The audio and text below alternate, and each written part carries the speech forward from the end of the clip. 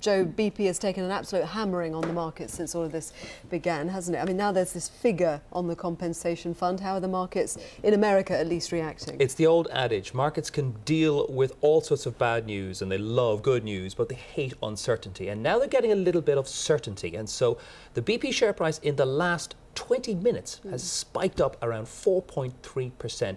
That is because they have some sort of roadmap. They at least know now that it's $20 billion and it's not payable in one lump sum. That's the key bit. What they're doing is they're going to be able to set aside billions of dollars every single year into this escrow account, into this account over which they have no necessary control, but they must pay into it.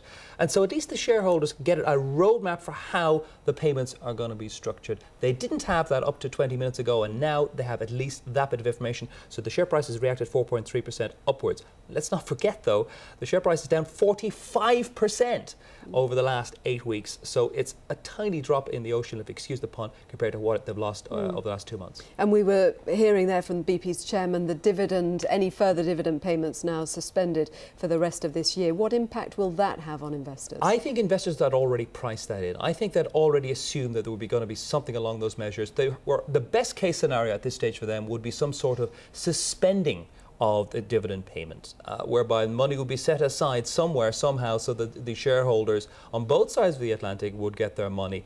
Now we know that there will be no more dividend payments in this calendar year, but remember the financial year kind of runs a different calendar to the normal year, so they could get over that by paying a dividend at the start of next year. But now we know there will be no more dividend payments for the rest of 2010.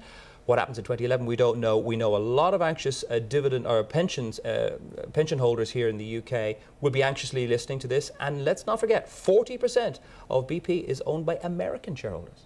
Joe, thank you.